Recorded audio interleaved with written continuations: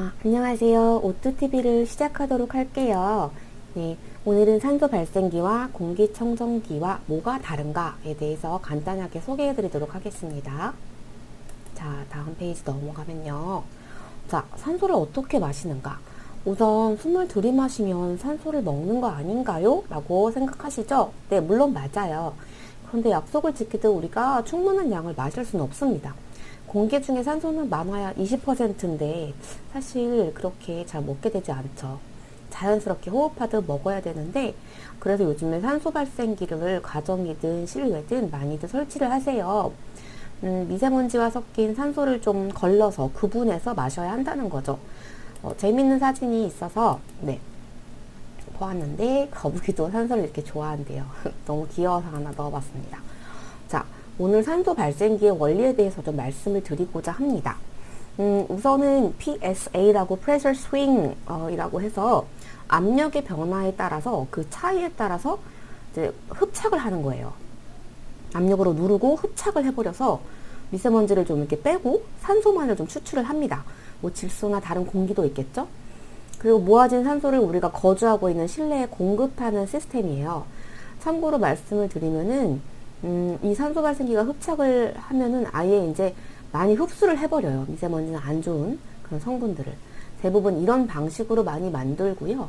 시중에 나와 있는 브랜드나 제품들이 이런 방식을 많이 선호하고 사용을 합니다.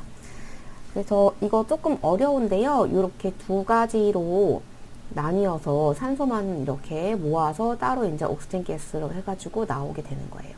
그림이 좀 어렵죠? 요거는 산소 발생기 완공 사례인데요.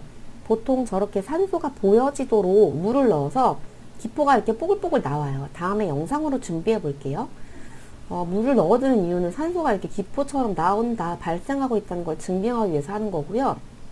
불이 들어오기도 합니다. 요즘 가정용은 불이 들어오지 않고 이렇게만 그냥 해두고 있어요. 실제로 저희 가정에서도 산소 발생기를 틀어놓고 사는데요. 잠을 잘 때 특히 틀고 자지 않는 경우가 차이가 많이 나요. 그래서 안 틀면 좀 답답한 감이 있고요. 잠을 좀 잘 못 자기도 하고, 확실히 좀 틀어두면은 코도 덜 골고, 뭐 애기들도 비용이 좀 더 좋아지는 것 같아요. 제가 그거는 좀 느끼고 있습니다. 자, 그렇다면은 공기청정기와 뭐가 다른지 한번 볼게요. 먼저 공기청정기는 실내 공기 미세먼지를 좀 제거하죠. 물론 100% 제거는 힘듭니다. 산소 고갈과 이산화탄소의 문제는 해결하지 못해요. 그러니까 산소 부족으로 인한 문제는 해결이 안 돼요. 공기청정은 공기의 먼지를 좀 제거하는 거예요. 근데 산소 발생기는 쾌적한 실내 공간을 좀 만들죠. 왜? 산소가 나오니까. 그래서 외부 미세먼지를 차단을 하죠. 왜냐면은 걸러서 산소만 들여보내려고 하니까. 그러나 실내에서 발생하는 거는 또 제거가 안 돼요. 외부에서 들어오는 게 조금 있을 거고요. 그러나 산소를 많이 받았을 때는 폐 건강이나 면역력을 높여주어서 집중력, 기억력이 향상되고 이로 인해서 학습 능력이 좋아진다.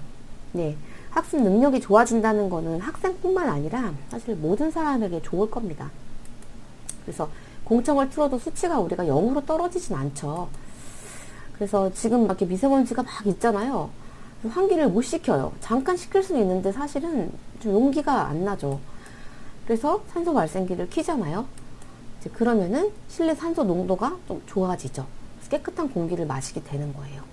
청정기와는 좀 다른 부분이 있고 같이 사용하면 참 좋겠지만 또 청정기는 요즘 많이들 가지고 계시니까 산소 발생기까지 설치를 하신다면 더없이 좋은 금상첨화가 될 거라고 생각을 합니다. 자, 산소 중독에 대해서도 한번 좀 말씀을 드리면요. 요거는 거의 걸릴 일이 없어요. 우리가 바다에 들어갔을 때 스킨스쿠버 하시는 분께서 갑자기 이렇게 많이 산소를 들이켰을 때 아니면 뭐 어떤 다양한 상황이 있겠죠.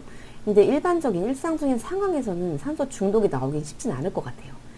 근데 공기 중에 산소가 21%밖에 안 되거든요. 근데 우리 몸이 많은 세포로 이루어져 있어요. 그래서 혈액이 나를 수 있는 산소와 영양분 농도가 높아지면 우리가 이제 세포가 커지면서 몸도 커져요. 그러니까 우리 몸이 힘들어지는 거예요. 산소를 마시죠? 근데 사실은 실제로는 산소가 14%밖에 안 들어온다고 해요. 그러니까 산소를 아무리 열심히 먹어도 이거밖에 우리 몸에 안 들어와요.